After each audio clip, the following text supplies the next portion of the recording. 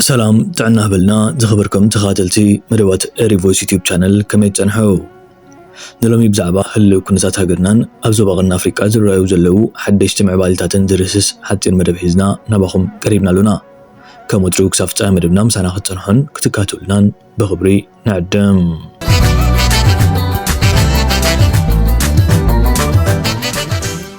من أنا دوسة يك يبار بركود عندي ستيب كفو معلوم طالبت as boring ነው አሁን የኢትዮጵያ የባህር በር ጉዳይ ይገባታል ወልቀን ኢቲቪ ላይ ወልቀን ፋና ላይ ወልቀን ዮ as boring ሰለቸን ሞቦን የሆነ ነገር ማድረግ አለብን በተግባር የሚጠነቅ የሚጨበ ነገር ማድረግ አለብን በባዶ በሌላ ነገር ጠፋ ቴሌቪዥን ላይ ያወራል አጀንዳውን እያጨቀየን ነው አጀንዳውን እያበላሸ ነው የላመ ብሎን እያስመሰለው ነው ኢትዮጵያ የባህር አክሰስ ማግኘት አለባት ብዬ አምናለሁ ይሄ ስተት እንደገና መታረም ያለበት ነው እና ከዚህ አንፃር መንግስት የሚያደርገውንም በዚህ አንፃር እንግዲህ ከብልጽግና መንግስት በፊት ነው የኔ አቋም ይሄ ሆኖ የአረናም የፓርቲም የኔ አቋም ከብልጽግና በፊት በ11 ኢህአዴግ ያለ ነው ይሄ አቋም ያለን ስለዚህ ወደዚህ አቋም መምጣታቸው እኔ ያስደስተኛል በጣም ነው የሚያስደስተኝ በቁርጥ በመንግስት ደረጃ ድሮ መንግስት ምንድነው ሲለኝ የነበረ የኢህአዴግ መንግስት ይሄን ማንሳት ማለት ጦርነት መቀስቀስ ነው ስለዚህ እነዚህ ሰዎች መመታት አለባቸው የሚል ነው አቋም የነበረ አሁን ራሱ መንግስት ስለያዘው ይሄን አቋም ይሄ ትራ ላይ ቢውል ግን ስራ ላይ በማዋሉ ቅድም እንዳልኩ ብዙ ጥረት እንደሚፈልግ ይገባኛል መጀመሪያ ብዙ ዲፕሎማቲክ ፖለቲካል ሁሉም ብዙ ነገሮች የአገሪቱን አቅም ስለሚፈልግ ይሄን ሁሉ ማጥቶ መጨረስ ጠቃሚ ይመስለኛል ይሄ ማግኘቱ ጉዳይ ግን አሁን ወደ ኋላ የሚባል በጣም ጥሩ ቀይ ባህርን እንደሌሎች ትቶ ጥቅምም አይረጋገጥም ህልውናም ይረጋገጥ አይመስልኝም ከዛም በኋላ አረቦች ውሳኔ ኢትዮጵያን ጭራሽ ወደ ባህር ያለ መስጠጋት ወደ ቀይ ባህር ሲጠይቅ ደግሞ እነዛ ቀይ ባህር አዋሳኝ ሀገሮች የሚባል ተሰብስበው ኮሚቴ መስርተው ማንንም ሀገር እንዳይጠጋ ወደዚህ ብለዋል ማንንም ሀገር ሲሉ ኢትዮጵያ ነው እንጂ ሁሉም አላቸው በባህር ዳርቻ ስለዚህ ይሄ ኢፍትሃዊ ነው መለወጥ አለበት የሚል ጽኑ አቋም አለኝ ይሄን ካልኩ በኋላ እኔ የሚገርመኝ ነገርም አለ እዚህም ለማስቀመጥ ሞክሬያለሁ አፍንጫችን ላይ እኮ እነዚህ የጂ7 የሚባል ሀገሮች አብዛኛዎቹ አራቱ ሀገሮች ጅቡቲ ላይ አሉ ቻይናም አለች ጅቡቲ ላይ ከዓለም አቀፍ ሀያላን ሀገራት ማለት ነው በግራም በቀኝም በምስራቅም በምዕራብም ሌሎችም የአካባቢው ኃይሎች ዘመን አብ ትግራይ ድህር ዝተካይደ ፍሉይ አኺባ ህወሓት በዕሊ ንግዚያዊ ምህዳር ክልል ትግራይ ድሕር መፍረሱ ብምርጫ ሓድሽ ንትግራይ ዝመርሕ ፕሬዚደንት ምሻም ኣብ ምንቅስቃስ ይቐንዩ ክልላዊ ፕሬዚደንት ግዚያዊ ምህዳር ክልል ትግራይ ጀነራል ታደሰ ወረደ በመሰረት ትእዛዝ ቀዳማይ ሚኒስትር ኢትዮጵያ ዶክተር አብይ አሕመድ ዕድመ ስልጣኑ ንሓደ ዓመት ምንውሑ ተኸቲሉ እዩ ህወሓት ነዚ ስጉምቲ እዚ ወሲዱ ዘሎ ህወሓት ነዚ ውሳኔ ክቕበሎ ብዘይምኻሉ ድማ ናብ ኣኺባ ክምርሕ ከም ዝተገደደን ነቲ ፕሬዚደንትን ምምሕዳሩን ክፈርስ ገይሩ ይርከብ كموتيتو دما ኣብ ዝቕተል ሰሙን ኣኺባ ቤት ምኽሪ ክልል ከም ዘካይደን ሓድሽ ፕሬዚደንት ክመርጽ ከም ዝኾነን ኣፍሊጡሎ ካብ ዝመጽእ ሰኒ ጀሚሩ ድማ ነዚ ምርጫ ኣብ ዝድልዩ ጉዳያት ሰፊሕ ህዝባዊ ምድላዋት ከካይድ ምዃኑ ሓቢሩሎ ኣብ ሰዓት እዚ ድማ እቲ ግዝያዊ ምሕዳር ሙሉእ ፈሪሱ ብዝቐደመ መንግስቲ ክሳብ ዝትካእ ብግዝያዊነት ብኮማንድ ፖስት ክምራሕ ውጥን ተሓንፂፁ ክስራሕ ጀሚሩ ከም ዘሎ ተገሊጹ እቲ ዝነበረ ክልላዊ መንግስቲ ናብ ስራሕ ክሳብ ዝመለስ ካብ ፕሬዚደንት ታደሰ ወረደ ዝወሃብ ትእዛዝ ተፈጻሚነት ከይረክብ ዝተሓሰበ ህወሓት ካብ ቅድሚ ወርሒ ጀሚሩ ነቲ ዘሎ ወጥሪ ንምሕዳእ ዕጥቆም ፈቲሖም ዝነበሩ ኣባላት ሰራዊት ክልል ትግራይ ናብ ምድቦም ክምለሱ ኣዝዩ ይርከብ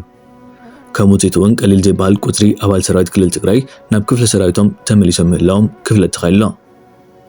በዚ ኮይኑ በቲ ኣብ ትግራይ ኣብ ቀረባ ግዜ ሓድሽ ምምሕዳር ዝሓዘ ፕሬዚደንት ክቕልቀል ምዃኑ ብሩህ ኮይኑሎ እዚ ዝለዓለ ግምት ንዶክተር ደብረጽዮን ዝብል ክኸውን ከሎ ካልኦት እውን ንሞንጆሪኖ ዝረቑሖም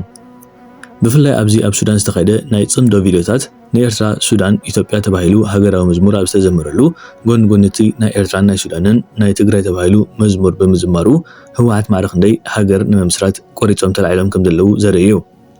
ክሳብ ሕጂ ዋላ እኳ ምስ ኢትዮጵያ ይሃልኡ ኣብ መጻኢ ግን ነቶም ምስ ብልጽግና ምዃን ትግራይ ካብ ኢትዮጵያ ከይትፍለስ ዝሰርሑ ዘለዉ ኣባላት ግዝያዊ ምሕዳር ክልል ትግራይ ብምእላይ ባዕሎም ስልጣን ብምሓዝ ብሕገ መንግስቲ ይኹን ብወታደራዊ ቃልሲ ሃገራውነቶም ንምዋጅ ኣብ ጫፍ ምህላዎም ንምርዳእ ቀሊል ይገብሮ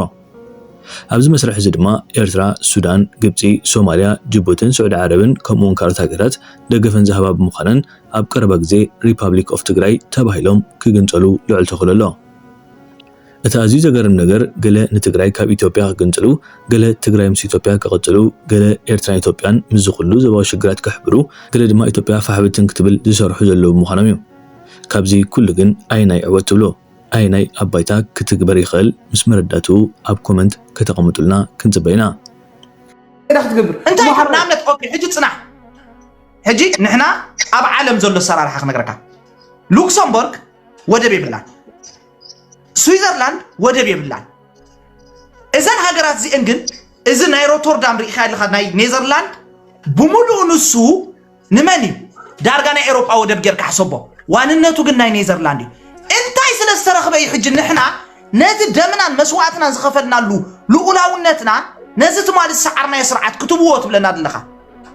እዚ ኮይና ዓና ዘይተርዳና ንምንታይ ኢና ክንቦ ዋይ ንሕና ስናትና እንድዩ ንምንታይ ንቦ ኣነ ኻንታይ ይብለካ ኣለኹ ሃራ እዚኦም ጎረቤትና ስብለካ ኣለኹ ዘመን ሙሉእ ብባሕሪ ብመሬት ይባእሱን ኣለዉ ንምንታይ ኢልና ሕቶኦም ክንምልስ ክንክእል ኣለና ምዚኦም ክንጣፋእሲ ጽቡቕ ኣይኮነን የሕዋቲና ትኽክል ዘረባ ትኽክል ክንምልሶ ኣለና ኣሳማዕ ፍታሕና ክነምፅእ ደለና ዳ እምበር እሞ ትፍታሕካ ቀሊል እዩ ሕጂ ፍታሕካ ቀሊል እዩ ጽናዕታ ፍታሕ ክነግረካ ኣብይ ኣሕመድ ልክዕ ከምዛ ናይ ጅቡቲ ስምዑ ክቡር ህዝቢ ኤርትራ ቀላል ዳታ መግለጺ ኤርትራ ሉላዊ ይጠቀማሉ ከምዚ ናይ ሩስያ ንኖርዌይ ከፈልኩ ጽናሕን ሞ ጽናሕ ሞገስ ምክፋል እዚ ሕምባሻ ኣይኮነን ተረዲኻ ኣለኻ ዶ እዚ ዓዲ እዚ مرير مواعل زحلف عندي ما انت سلام يتهبل ما انت سلامي لهم تردي خان لها ما انت سلامي لهم ما انت سلامي لنا كبرنا حليفنا ينبنا لك لنا عرضاك عندي واي انت سبب كتفري هذا نبرزيم لا تفاسها اما سلازم لك له نعوم كيد كابو ام حرنيا نسلام كتبلو راح زي كونس حقرت عن اي ترغصو ازي لولاونتنا ايرترايو بسلاماو منجد كتقامو تدليكم كتقامو تخوليكم بحايل انداماتكم مريت كتوسغن اذا حنباشا يكونن يلكا تزارب زغبا كان سخايخا مغنياتو نعا بوستات كذكرك يا ورقه نالك ازر يكون بوستات كان سخا ازر يكون ايرترا خمزلاتو ازي بديسمبر 10/2024 بوست بالكاي ايرترا خمزلاتو لولاويت هاجر كوينا ክትቅጽል እቲ ስርዓት ግን ክቅየር እዚ ዘቃልሰን ካለ አጀንዳ ምንም የብለኝ እዚ ናትካ ፖስት ላይ ኮነ يس ናትካ መልገጽ እዚ ናተይ ድሌት ኤርትራ ከም ኤርትራ ተኸቢራን ተፈሪሓን ክትነብር እዩ እቲ ምሕደራ ግን ሙሉእ ክቅየር ናይ ወትሩ ጸሎተን ቃልስኒ እዚ ናትካ ደይኮነ ብዲሰምበር 5/2024 ፖስት ገበርካ هو ጽቡቕ ክትጽለልካ ልኡላውነት ኤርትራ አቢ ኣይኮነን ዝደፍሮ ዘሎ ኢሳያስ ኣድፊሮ ባይቶ ዘይብሉ ቋም ዘይብሉ ሃገር ምስ ገበሮ ሽዑይ ተደፊሩ ልኡላውነት ኤርትራ ሃገር ናይልካ ስለዚ ኤርትራ ልኡላዊት ሃገር ምዃንካ ተኣምን እያ ማለት እዩ يأمنوا اوكي سلازي اندحركم خوينوسي نسخاس انتاي كون كاي حجنه الاولونت حليف كاخت ودلي خدي انا مير حوي نمنتاي اخو دللو خلكا حزبنا سي مير حوي زي ودا كوينات كينو حجنا ريل نزارمو مير حوي راي حج ازيوم حزبي ببزح ولا تخويت كاي مير حوي 100 قلمنا بصحهم الله تردي خاني اساس كاني بعنقرم حيزوم الله بعنقرم سي حيزوم الله حجي انتاي يخونو لو مسيرك امنتاي بصحهم قدم كنكافو لي اندو نيرم حجي ግን امنتاي بصح مسيرك ناي قدم بحرنا عصرنا دوكيمنت اللي قال لي تمنقينا نخنوسدينا بصح مالو حجي اسمع ماني لك نسخاسي نا ايتوبيا حتو نا ايتوبيا شجرسي افدغ بحر يتبلك من ايتوبيا كو بجيبوتي غيركو افدغ بحر تقميا اسم مليونات ገንዘብ يوصل ስለዘለውስ حج ግን ነት ወደ እስኻ ንህዝቢ ኢትዮጵያ አይኑ ዓፊንካ ክነግረካ ባይደወይ ምስ ፍርቅ ህዝቢ ኢትዮጵያ ኣብ ኩናት ኣቲኻ ከም ዘለኻ ኣይትረስዕ ምክንያቱ ንስኻ አብይ አሕመድ ኢትዮጵያ ምምሕዳር አብያቶ ገፊሓቶ እዩ ባሕር ዝብል ዘሎ እምበር ንኢትዮጵያ ባሕር ሲትረፍ ብለካለሁ ኢየሱስ ክርስቶስ ከማን ሕጂ ክዕሪ ኣይክእልን ባሕር ይብቃ ሽግር የብላን ኢትዮጵያ مير حوي كن ኢትዮጵያ ባሕር ይኮነ ሽግራ try to understand ኢትዮጵያ ኢሹ ናይ ኢትዮጵያ ኢሹ ዝመሰረቱ ኣብ ኢትዮጵያ መን ባሕር ይልካ ሜሪ እንታይ ብለካለሁ ኣነ ክነግረካ مزيوم سي أو كينا دينا مخ نبر كم زيوم علامات جوروس حجين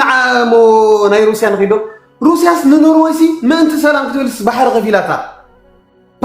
أمريكا سي ناي باناما ودب حزان إيران قدي فات الله خيدا ما أنت سلامي لك زجبر نجر سلو صلاح حجي حدا ኣብ ዓለም بخلو وجن أتي تمالي أم مدبنا زغربنا أو عبدو أفريقيا قبل الوقت ناد كيد اللغة ثلاث عبي علم لغة شفنا رقيب له إزي موت بوزحات جهات تقتيلو زل عمت نبوزحات تقامه جبرو نا بريزيدنت تهاجر كترعو جيرو أمريكا هاجراتهم زقتلون زموتون زلو جهاتون بمجد إمبايستاتن نامنج سدو أفريقيا دبدبي أم الأحكام زلو تفليتو إتاكاب هاجرات أفريقيا بمعباليا أبكر متسرع حجر مسحبو تاتنياتن بزحتن مسمن برا كتباون كدل كابز جبر رقحي مسموخانو إتزكاي زلو كتلتن عمتن مزبر كتكن دو أفريقيا كابتن وحساد يكون هاجرات أفريقيا مدب جزي كم زي وسط الله تعبير له ولو قدم قبل إتهاجر نايزة تاسقات كم دلوا سبات كاب بانك جنزب حزم كوتوس شجور لا سب شجور زبر كتلا مخانا زفلت يخون إذن حججن بجو كتري أب ماكل بزحت سوات زركبلو مولاتن نعداق ماكلاتن أب قلع كي تحبك زجبر زلب مخانو نسك كفتات حزبي سماي كعرجير ويركب كسب حجي وتي الله حبريتا خمس ملكتو عبدو أفريقيا كتما جوهانسبرغ حموشتا سدهنيات بتيت تقتيلهم ملاوميو تمالي عبدو أفريقيا بكتما جوهانسبرغ سبات معلتنا سنة دو أفريقيا عبزب علولوز نبر اوان بستفت تقصي سلسي تبعوان كلتنا جريوان تقتيلهم اللو اتمت كعتي أبتا ختما بزركب بيت مقبي فاست فود ماكدونالدز استفت مقينو وتم قدات منتهم زي تفلتو عطقات متكعتي كم استفتمهم أبالات محبر سبيتو بيعقريتهم اللو إذا قتل استفتما أبتا هاجر بزركبو تسلقي وزهنيات زلوم وجلتات قبل علي سدهنيات تقاموتات كايد أبصو لولو وان بومخانو ولا كوا سكفتات كبكبل زجبر انتخنا سبسلطان بوليس كن كال ترتارت هذالهم حدا العلوي أول بوليس دو أفريقيا اتمت كعتي قبل علي سدهنيات زفتهم نايتل إجابن زي كونس وتيت سبيلاو جتت وي أمونجو زي قتات بزلو جيمس معك خون كم زغل قمتو قريتو اتمت كعتي أبدروتي أبدو أفريقيا نفل ماوان ديمقراطية ومرجع زكايد اللوحلت 27 ميازيا معلتنا سنة استفتمايو بزخين بتي إرتوان نقني إثيوبيان نادي قتلت قديات كون زلو تقولو لعل بمقانو أم من قصاصاتهم تنقاغهن قبرون ندحنتهم بزقدم مقدي كقواعزون متحسب غريب الله ሳውዝ አፍሪካ ላይ የሆነ ያለው ነገር ለምን አፍሪካውያን በነጮች ግዛት ስር እንደወደቁ ወይ ደግሞ ጥቁሮች ለምን በነጮች ኮሎኒ ስር እንደወደቁ ቲፒካል ማሳያ ናቸው ሳውዝ አፍሪካውያን እና ሰሞኑን የሆነ ያለው ነገር እንግዲህ እንደሰማችሁት በጣም ብዙ ኢትዮጵያውያን እየተገደሉ ነው ከሱቃቸው ከተለያዩ የሥራ ገበታቸው እየተፈናቀሉ ነው እና ይሄ ነገር ከዜኖፎቢያ የመጣ ነው ዜኖፎቢያ ማለት የሌላ ሀገር ሰው ዜጋ መጥቶ በሀገራችሁ እንዲኖር አለመፈለግ ወይ ደግሞ የራሳችሁን ሰው ብቻ ማየት መፈለግ ይባላልና ሳውዝ አፍሪካ በዚህ ነገር በጣም ተወቀሳለች ኢትዮጵያ ብቻ ሳይሆን የተለያዩ የአፍሪካ ሀገሮች ሳውዝ አፍሪካ ሄደው መስራትና መለወጥ ከብዷቸዋል ምክንያቱም የሳውዝ አፍሪካ ነዋሪዎች ይሄን ነገር አይፈልጉም አይወዱም በመጀመሪያ ደረጃ ሳውዝ አፍሪካውያን የሌላ ሀገር ሰው ዜጋ መጥቶ በሚለወጥና በሚሰራ ጊዜ እናንተን አፌክት የሚያደርግ ከሆነ ወይ ደግሞ ሳውዝ አፍሪካውያኖችን አፌክት የሚያደርግ ከሆነ ሲስተሙ ልክ አይደለም ማለት ነው ከመጀመሪያ ጊዜ ጀምሮ ማለት ነው ምክንያቱም እናንተ መጀመሪያ ተጠቃሚ መሆን ያለባችሁ አንድ ሀገር ዜጋ ስትሆኑ የዛ ሀገር ነዋሪ ነው መጀመሪያ ተጠቃሚ መሆን ያለበት በሲስተሙ ማለት ነው የሌላ ሀገር ሰው ዜጋ ግን መጥቶ ሲጠቀም እናንተ የሚጎዳችሁ ከሆነ ችግሩ ከመጥቶ ከሚለወጠው ዜጋ ሳይሆን ከሲስተሙ ምክንያቱም ይሄ ሪስፖንሲቢሊቲ ያን ሲስተም የዘረጋው ሰው ይሄን ሲስተም ደግሞ የዘረጋው ማን ነው ሳውዝ አፍሪካን የሚቆጣጠራት ወይ ደግሞ ነጩ ኃይል ማለት ነው ብሪቲሾች or I don't know exactly አሁን ላይ ማን ይተቆጣጠረው እንደሆነ ባላቅም ነጮች ናቸው for a long time ሳውዝ አፍሪካን ሲቆጣጠሯት የነበረው ሶ ያንን ሲስተም የዘረጉት ሀብትም ከላይ ሆነው ሳውዝ አፍሪካን እየመጠጡት ያሉት ነጮች ናቸው you know what I'm saying ግን ሳውዝ አፍሪካውያን ማን ላይ ነው ኃይላቸውን የሚያሳዩት ወይ ደግሞ አቢዩዝ የሚያደርጉት እዛ ሀገር ሄዶ የሚሰራውን የሚለወጠውን የሚለፋውን ማህበረሰብ ነው ወይም ደግሞ ኢትዮጵያውያን ማለት ነው የኛው ሰዎች ሌሎችም እንደዚህ አፍሪካውያን ሀገሮች ሰዎችን አታክ ያደረጉ ነው ይሄ ደግሞ ቲፒካል የኮሎኒያል ማይንድሴት ነው ወይ ደግሞ ሲስተም ብሮድ አስፍቶ አለማየት መቻል ነው ምክንያቱም እዛ ጋር የሚሰራን የሚለወጥን ሰው አታክ ማድረግ ምንም አይነት ፖይንት የለውም ምክንያቱም ችግሩ ሲስተሙ ላይ ስላለ ማለት ነው እና ኤኒዌይስ ይሄ ቪዲዮ እየሰራው ያለሁት አሁን ላይ ሳውዝ አፍሪካ ላይ ያሉ ኢትዮጵያውያን ለተጎዱ ሰዎች ቮይስ ለመሆን ነው እንግዲህ ሌሎቻችሁም ቲክቶከሮች ካላችሁ ቪዲዮ ብትሰሩ አሪፍ ነው ህይወታቸው ላለፉ ሰዎችም መጽናናትን እመኛለሁ ለቤተሰቦቻቸው እነሱም ነፍስ ይማር ላለው አመሰግናለሁ